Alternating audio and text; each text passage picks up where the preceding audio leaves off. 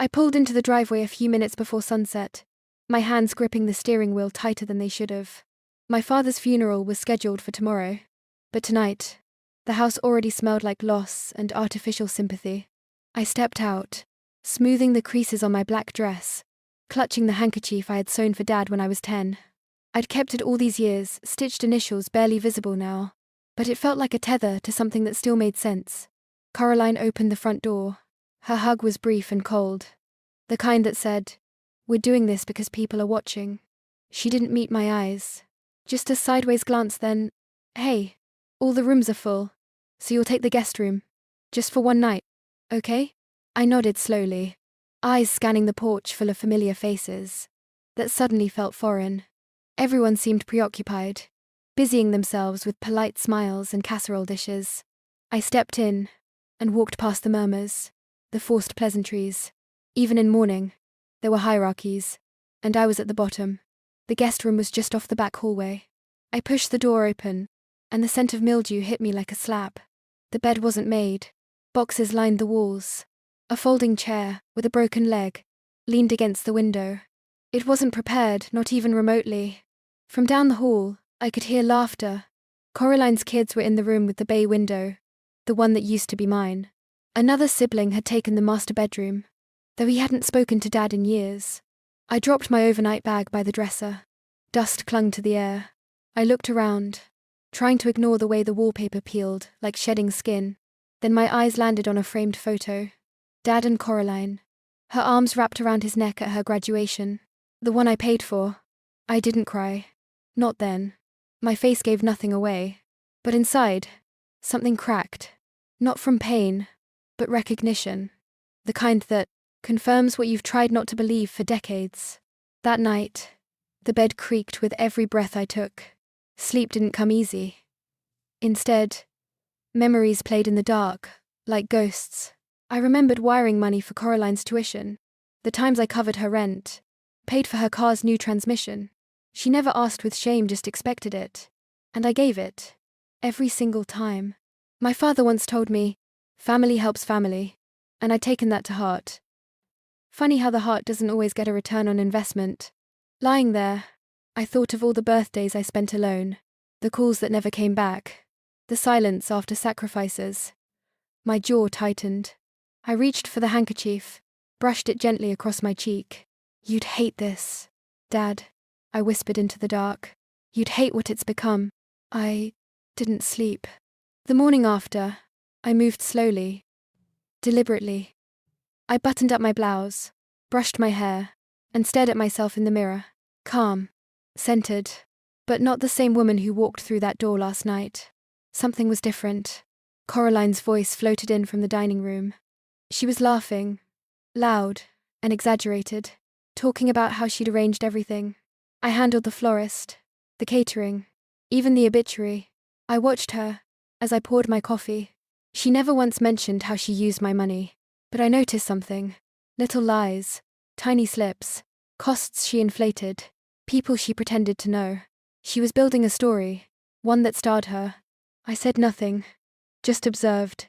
Let her talk. If this is how they treat me now, I thought, sipping the bitter coffee, then maybe it's time I treat them the same.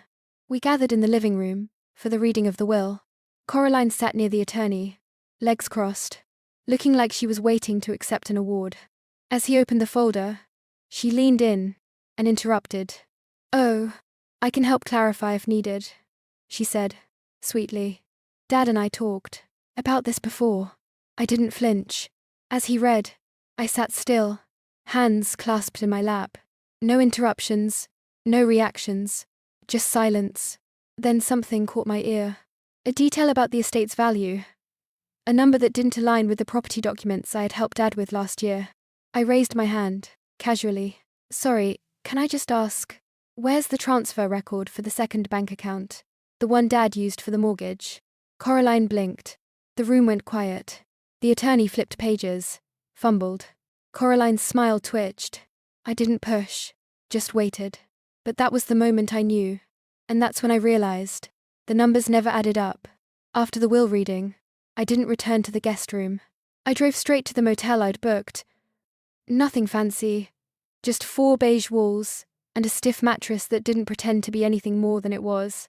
I sat on the edge of the bed, with my laptop open, and the funeral invoice, still fresh in my mind. Something about it kept scratching at the back of my head. Scrolling through the itemized costs Coraline had submitted to the estate lawyer, I noticed a floral arrangement listed at $900. I remembered Dad's old friend Martha, who ran the flower shop. She had mentioned, offhand at the service, that it was her gift to the family. Then there was the catering, another family friend. Coraline had marked it at full price. I opened my banking app. That $2,000 I wired Coraline back in March. I'd labeled it Dad's caregiver. I called Clara the actual caregiver. She picked up on the second ring. When I asked if she'd received that money, her silence was louder than any answer. No, May. I never got anything from Coraline. I didn't explode. I just closed the laptop, sat back, and stared at the popcorn ceiling. This wasn't new. It was just the first time I looked at it clearly. I thought about Cabo Coraline sipping piña coladas while texting me about being broke. I paid her rent that month. She never mentioned the trip. She never had to. The next day, over lunch, Coraline passed the potato salad like we were on some Sunday picnic. You always exaggerate your help, May. You weren't that generous, she said, as if rewriting my history were a casual afternoon activity. I felt the table shift beneath me, though it didn't move. Aunt Elise added, Coraline held this family together. She even covered your dad's medical bills. I looked down at my plate, my hands clenched under the table. I'd paid for Dad's last hospital stay, with a cashier's check from my savings. Coraline didn't even visit. No one looked at me. No one needed to. Silence, in that moment, said more than words. That afternoon, I sat alone in the motel room, papers spread out like puzzle pieces. Receipts, screenshots, emails. I labeled the folder Coraline Ledger and started filling it, one forgotten favor at a time. Rent, car repairs, textbooks, phone bills. There was even the time I paid for her son's braces, when her insurance wouldn't cover it. I wrote each one down, like an entry in a journal. You said it wasn't that much, I muttered, slipping another receipt into the stack. Let's count together, shall we? At breakfast the next morning, I took a sip of orange juice and said, casually, remember when I paid off your parking fines? Coraline looked up from her eggs. You're such a drama queen. That was like $100. I smiled politely. $4.72. I have the Venmo receipt. The table went quiet. My brother looked up from his phone. Coraline made a joke. Something about inflation and memory. But the air had changed. Subtle. Uncomfortable. No one laughed. That was the first time I let them see I remembered. That I had receipts. That I wasn't here to play along. Later that evening, I texted Coraline. Found some old receipts. Thought we could go over them sometime. She responded faster than I expected. Are you threatening me? I stared at the screen, smiled, and typed back. Of course not. Just settling up. I drove into Memphis the next morning, before traffic clogged the roads. The bank branch I stepped into was quiet, polished familiar from when Dad and I once sat in the waiting room to sign papers. I asked for Officer Daniels, the teller I'd seen years before. He looked at me twice before whispering. Your name? Yes. We have another account here. Opened 5 years ago in your name. My chest locked. He leaned further down the counter, voice low. It was opened under Dad's ID, with a forged power of attorney. The deposits match what you called care reimbursements. I held the statement. I felt nothing. Not tears. Just a hollow weight. Betrayal inked, in an official accounting ledger. They handed me printouts. Monthly deposits. Withdrawals. Transfers. I fumbled my phone. Photographed every page. Fingers trembling. It wasn't borrowing. It was taking identity. I walked slowly out into the street, letting the heat press against me. My mind spun. This was control. Erasure. I'd always accepted Coraline, intercepting mail, handling the bills, thinking I was being helpful. But this was something darker. Redirecting finances. Owning space in my name. I never authorized. I thought of that semester when Dad mailed my check for tuition, and Coraline lost it. I ended up taking out loans. That memory lanced the truth. This was a pattern. Not one lie, but years of erasing me quietly. Back at the motel, I added the account printouts into the Coraline Ledger folder. I color-coded entries: red for theft, blue for suspicious transfers, green for everyday favors, misused. The folder felt heavy in my lap. Then I remembered Pastor Elgin. Dad had trusted him. I drove out to the little church he still visited. His eyes softened. When I asked, "Did Dad ever doubt Coraline?" He closed his eyes. He said once, he thought he'd signed something he didn't recall. He told me he was getting old. Then he paused. He also said you were always the strong one, silent, but carrying the load. Those words wrapped around me. It wasn't vengeance. It was the recognition I'd craved. Later, at dinner with Coraline, Aunt Elise, Uncle Vernon, I cleared my throat. Funny thing, your accounting file still lists my name on that account. Coraline froze. That's just legacy paperwork. Bank glitch, she said. I leaned in, calm.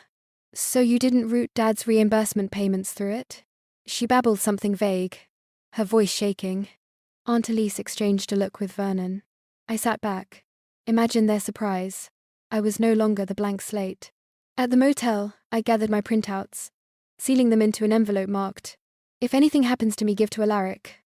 I opened my laptop, drafted an email to the estate attorney. Evidence of identity, fraud family documents enclosed. My finger hovered above send. My pulse sharpened. I whispered, "This time, you'll answer to someone beside me." Then the phone rang. The will reading was scheduled for 3 p.m., and by the time I got there, the air in the room already felt thick with assumption. Coraline sat closest to the attorney, hands folded neatly like a schoolgirl who already knew her grades. Aunt Elise and Uncle Vernon flanked her, nodding along before a single word was spoken. Then came the words.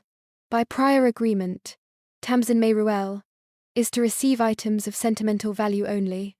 All primary assets, including property, financial instruments, and residual accounts, are to be transferred to Coraline Ruel, as designated. I blinked.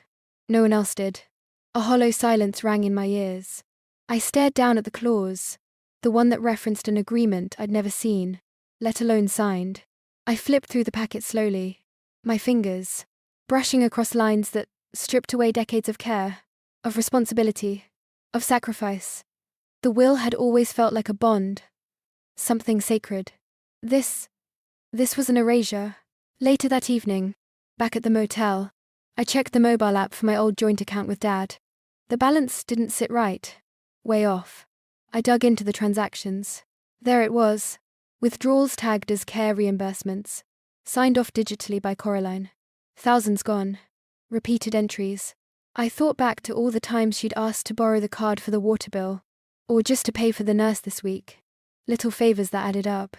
I requested a printed statement from the bank, and held it quietly until the next day family brunch. I waited until Coraline made another toast about Dad's legacy of honesty and unity. Then I spoke. Not loudly, just clearly. You've been withdrawing funds from the account under my name, without permission. Her fork paused mid-air. What are you even talking about? I pulled out the statement, slid it across the table. These are your transfers. Aunt Elise blinked. Uncle Vernon shifted in his seat. Coraline's mouth moved, but her words stumbled. You're making this into something it's not. We always shared responsibilities. No, I said. You used my name and took money. I never agreed to that. No one spoke. No defense came. Just the clink of utensils against half-eaten food. Coraline shoved back from the table and stormed out. I didn't follow. Instead, I made my way into the den. Callista Montclair sat there, her sleek laptop closed, eyes already watching me like she knew I'd come. She slid a folded note across the side table. On it, I know what she's done. She didn't have to say more. Her voice dropped. There are internal emails, screenshots. She directed every transfer. She used her own login to access your data. My breath didn't hitch. It deepened. Finally, someone else who saw it. I took the envelope. I didn't nod. I didn't smile. I just stood there, a moment longer, letting the new weight settle. I wasn't fighting this alone anymore. Back in the guest room, I still cold, still uninviting. I noticed a small suitcase shoved under the dresser. Coraline had left in a hurry, I pulled it out. Inside, her handwriting on lined yellow ledger paper. Cancelled checks with shaky signatures. A USB drive taped to the inside cover. I plugged it into my laptop. A folder popped up immediately. Ruel transfers. Then my phone rang. Unknown number. A man's voice. Calm. Controlled. You shouldn't have looked in there. I sent the email, late at night. The subject line read, confidential, financial misappropriation, within the Ruel estate. I'd attached PDFs of statements, screenshots of transfers, copies of Dad's old signatures, beside the forged ones.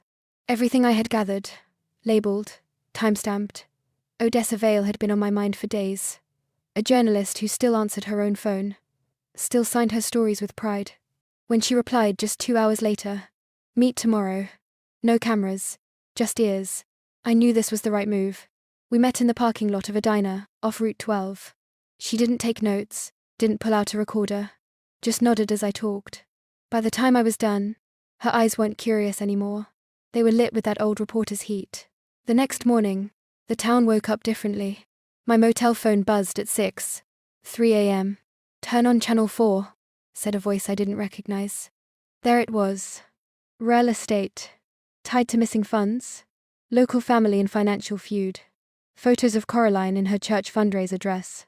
Walking beside Dad last year. Headlines on 3 different sites. My name wasn't mentioned, but the evidence was unmistakable. I stood by the window, watching the motel parking lot come to life. Coraline rushed from her rental car to her phone, shouting into it with tight, furious gestures. From 3 floors up. I couldn't hear her. I didn't need to. Midday brought the cleanup meeting at the funeral home. They called it logistics, but everyone knew it was damage control. The chairs were set in a rough circle, family style. Ironic.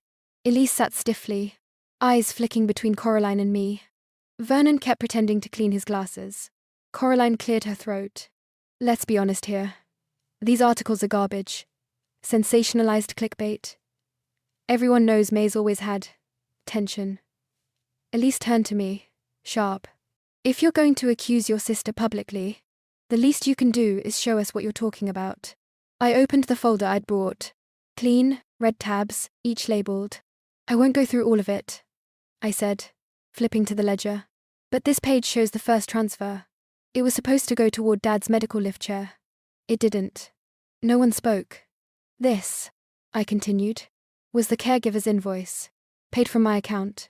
And here, I held up another page, is the email from Coraline, saying she'd cover it when she already had. Vernon opened his mouth, closed it. Coraline exhaled, like she was about to shout. But she didn't.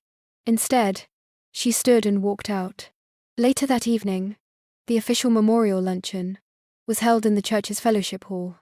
I arrived early, folder in hand, slipped it onto Coraline's chair, before anyone else saw. No dramatic note, just facts, bound in cheap plastic, waiting. I didn't sit at the front. I stayed near the back, behind a column, barely part of the crowd. Coraline saw the folder the moment she walked in. Her eyes narrowed, her lips thinned. She picked it up slowly, opened the first page. Her hand stilled. She flagged a server. Can you get rid of this? Please. The server hesitated, then took it. I watched the whole thing like a ghost in my own family. A cousin came up beside me. She didn't smile, just whispered, "This is going to get ugly." I nodded once. It already is. Later, in one of the narrow hallways just outside the main hall, Coraline found me. "You had to make me look insane, didn't you?" she hissed. I looked at her, calm. "I didn't make anything. I just showed what was always there. You betrayed your own blood. You think anyone will respect you after this circus?" I didn't blink. "You spent years counting on silence. Mine, Dad's, even the bank's. That ends now." Her face twisted, but before she could say another word, a knock echoed down the hallway. One of the staff needed her outside. Ugh. She left without looking back. That night, I sat at the motel desk, legs curled under me, the lamp buzzing faintly overhead. My phone rang Alaric Voss. "They've frozen the account. We have 48 hours to respond, with full documentation." My chest felt tight. Not panic, just wait. I looked at the ledger in front of me. My own handwriting. The price of truth. The power of it. The message came just after dawn. I saw your receipts. I want to help. Callista. I sat at the small table in my motel room. A cup of coffee growing cold beside me. I stared at those words like they were written in another language. After everything that had happened, trust felt like a luxury I couldn't afford. Still, something in her tone measured, steady, told me she meant it. And we met that afternoon at a quiet cafe 30 minutes from town. Callista looked different outside the estate. No expensive perfume. No guarded smile. Just a woman who looked like she hadn't slept well in days. She slid into the booth and kept her purse close. I saw the emails, she said. In Lys's inbox. She was authorizing the transfers. Not Coraline alone. They all knew. For a second, I couldn't find my voice. You're sure? She nodded, her hand shaking just slightly. I printed what I could before they started cleaning house. I shouldn't even have these. She handed me a manila folder, thin, but heavy in meaning. Why tell me? I asked. Her eyes flicked to the window. Because you're the only one who didn't take a piece of him before he died. I didn't say thank you. I just nodded, tucking the folder into my bag. Trust was a fragile thing, but truth was even rarer. By evening, I was sitting across from Alaric Voss in his office. The folder open between us. The walls were lined with casebooks. The air smelled of ink and coffee. He flipped through the evidence in silence, his glasses sliding down his nose. When he finally spoke, it was slow, deliberate. This is strong. But if you file this, Coraline will come after you with everything she has. Defamation. Inheritance breach. Emotional distress. I leaned back. I've been distressed for years. I can live with that. He looked at me, weighing my tone. You're serious about taking this to court? My silence let her do it once. I won't let that happen again. We began drafting the preliminary suit, naming every document, every date, every transaction. He suggested a controlled public disclosure to get ahead of any spin. I agreed.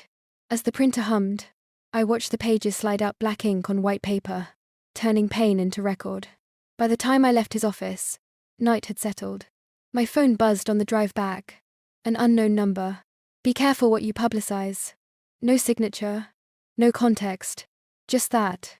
I pulled over, stared at the screen, then typed back. Careful is exactly what I'm being. I forwarded it to Alaric. Within minutes he called. Document it. Screenshot. Print. Every single one. This isn't a warning, it's intimidation. I did exactly that. Pages of messages joined the growing pile on the table in my motel room. Each one felt like another line drawn in sand. The next morning, Odessa, I published my brief statement. I intend to pursue full accountability for all misconduct connected to the Ruel estate. No dramatics, no names, just truth in plain text. By lunchtime, it was everywhere. Coraline's name trended locally. Lys was seen leaving a law office, tight-lipped. Family members stopped returning calls. Whispers filled the church hallways. I stayed quiet, watching from a distance. It wasn't victory, it was a shift. People who once spoke over me now paused before saying my name. That alone was power enough for the moment. That evening, when I returned to the motel, an envelope waited at the door. Heavy stock paper, typed address, no return name. Inside was a cease and desist letter from Coraline's attorney. Every sentence written in that polished, threatening tone lawyers use when they're scared to lose control. Refrain from all public commentary. Retract any statements deemed defamatory. Failure to comply will result in immediate countersuit. I read it once, twice. The third time, slower. It didn't read like strength. It read like fear. I set it down on the table beside the growing stack of evidence, exhaled, and whispered to the empty room. So, you're finally afraid of me. The funeral home's side room had been set up like some kind of tribunal. Rows of chairs, a coffee urn off to the side, and a big screen rolled down from the ceiling like we were about to watch a presentation on quarterly losses. They called it a family meeting to clear the air.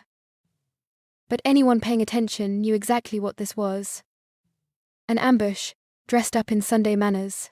Lys stood near the front, arms folded, face set in that performative calm she wore like a suit.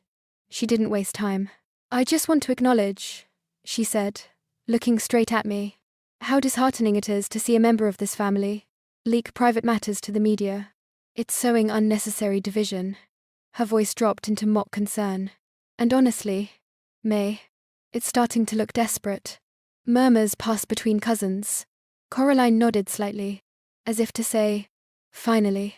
Liz continued, dragging my name through every whispered rumor she could find.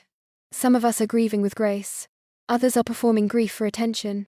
Then the laughter from the back dry, rehearsed like they'd been cued. I didn't interrupt. I just sat there, hands clasped, staring at the patterns in the carpet.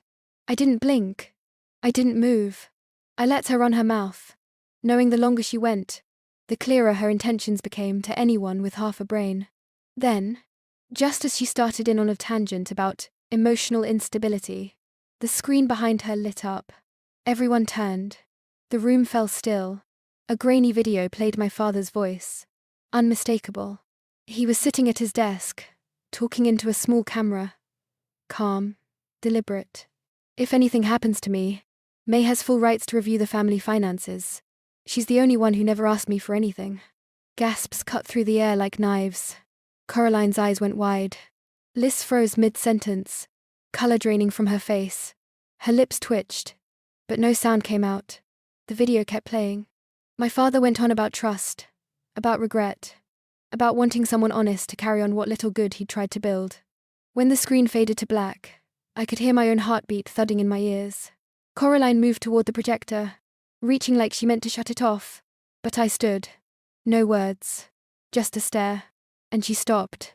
Silence hung heavy. Some family members looked down. Others exchanged glances they'd been too afraid to before. The grip of their loyalty was cracking. Liz stormed out first, phone in hand. Didn't say a word. Her heels clicking down the hall echoed like warning shots. I looked around the room. My voice was low, but it cut through the stillness. This is what he meant when he said she couldn't erase me. Aunt Elise whispered something to her husband. Uncle Dean shifted in his seat, like he wanted to get up, but wasn't sure which side to stand on. I didn't wait for consensus. I walked out slow, measured steps, my pulse still racing, but my mind locked in. The hallway felt colder, quieter. I passed closed doors, voices muffled behind thick curtains. The portrait of Dad near the chapel caught my eye. He looked younger in it, hopeful. I paused there a moment, not to weep, just to remember. I had spent years fearing silence, thinking it meant I'd lost. But now, it felt like a shield. I understood what kind of strength it carried. The USB drive was still in my pocket. I reached in, touched it. It felt heavier than it should. Not because of the plastic, but because of what it meant now. As I turned to leave, movement in the corner caught my attention. A small office door had been left ajar. Inside, Coraline's phone lay on a desk, screen still lit. No one else was there. I shouldn't have, but I did. I stepped closer, glanced at the message, displayed bold and clear. Destroy the USB before she shows it to the press. My breath hitched. They weren't just reacting. They were planning. And lest she wasn't done. I snapped the phone shut and stepped back into the hall. The motel curtains barely held back the pale morning light, but I was already up, dressed, and sorting through a manila folder thicker than I remembered. Coffee from the vending machine tasted like cardboard, but I drank it anyway. Today wasn't about comfort. It was about clarity. My hands moved calmly, filing documents, reviewing transactions, checking one last time that every reversal, every notarized affidavit, was in place. Weeks ago, I'd started pulling back the assets quietly, methodically. No grand gestures, just paperwork and silence. I remembered Thomas Keller's voice over the phone. Don't wait for them to make a move. Do it like they already have.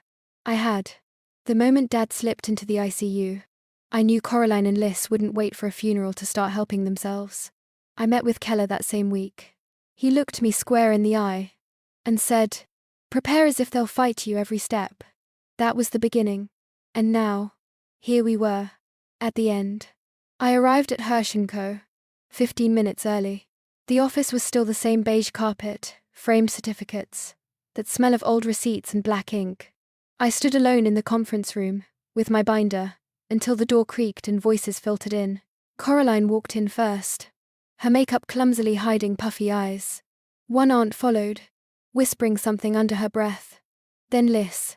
She didn't say a word to me, just sat down and crossed her arms. I stayed standing. "Thank you all for coming," I began, voice level. "It's good to see you show up, when it actually matters," Liz snorted. "Let's not pretend this is about family unity." "It's not," I agreed. "It's about accountability." I laid the binder on the table. Every financial transfer, made from Dad's account after his ICU admission, has already been flagged by the bank, and the court, as unauthorized. Silence hit first, then Coraline gasped.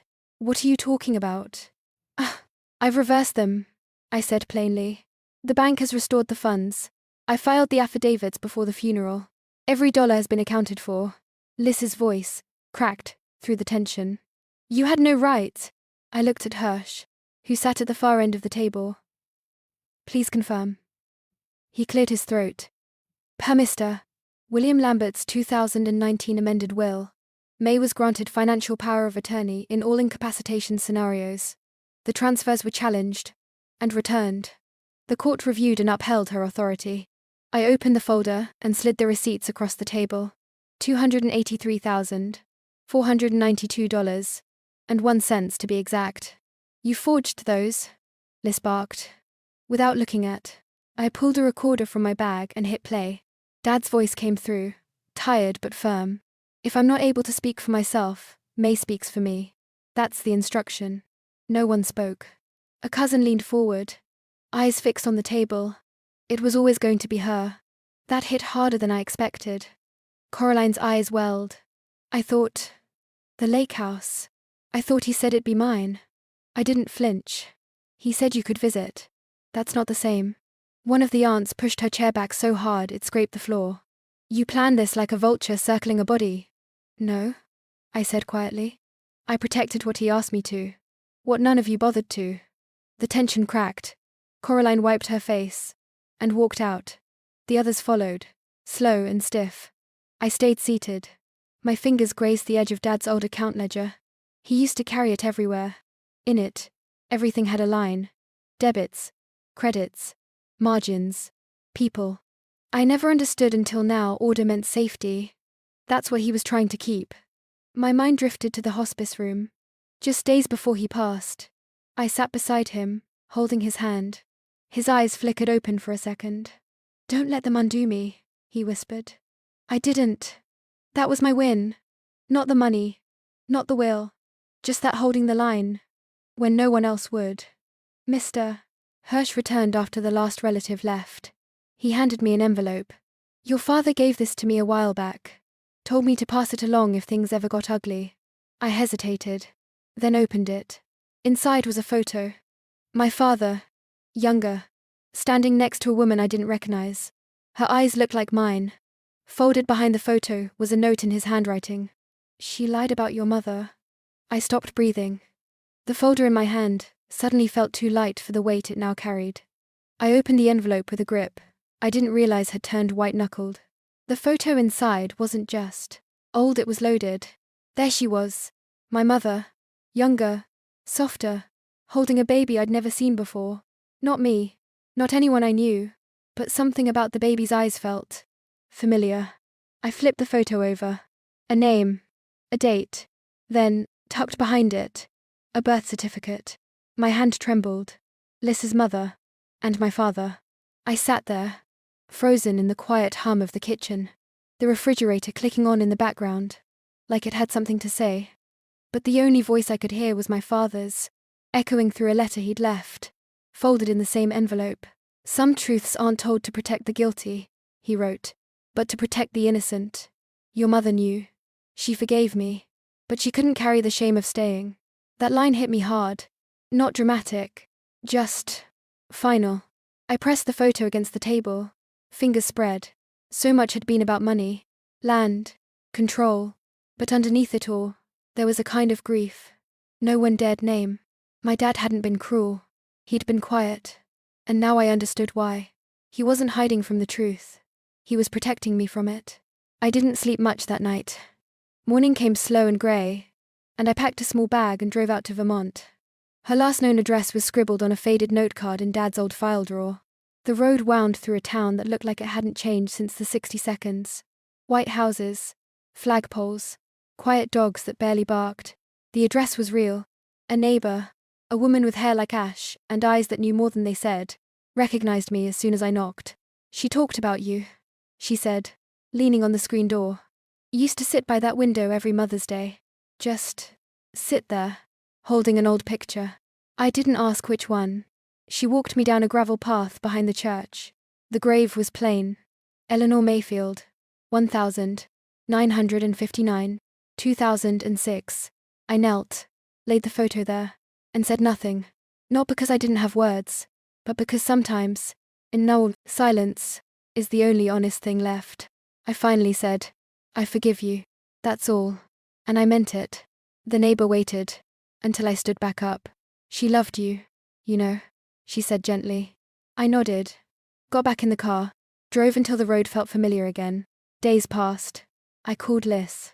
"Come to the lake," I said. "Just come. You and everyone else. Dad's favorite spot. The old dock." We laid out food no one was hungry for. Everyone showed up, but no one looked sure why. They stood apart, eyes darting, like maybe someone would blow it all up again. Then Lise walked over to me. Not smug, just tired. "We all wanted more than we got," she said. I stared at her. I just wanted to stop losing people. That was it. Nothing poetic. Just real. We sat down, ate in near silence, until one of the kids dropped their sandwich in the dirt and burst out laughing. And somehow, that laugh cracked something open. Not wide, but enough. Later that week, I went back to Dad's study. The dust was thick, the air still. I turned on the old tape deck and heard my own voice, maybe 6 years old, singing off-key while he hummed along. I smiled, slow and deep. Then I started cleaning. The junk court papers, copies of wills, notarized statements went into the fireplace. I didn't even flinch, lighting the match. Let it all burn. Let it all go. "Closure isn't clean," I whispered. "It's a choice." I kept the tapes. With part of the money we'd recovered, I set up a small fund at the local school, the William Lambert Scholarship. I asked them to earmark it for girls who felt like they didn't belong. "For girls like me," I told the clerk. He looked up from his screen. "That's a good reason." I nodded. "It's the only reason." That evening, I took one last walk around the lake. The sun was down, the water calm. My phone buzzed. Unknown number. I answered. "Hi," a woman said. Her voice unsteady but sure. "I think I'm your sister." I stopped walking. The trees around me stood still. I didn't know what I was walking toward, but for the first time in a long time, I didn't feel alone.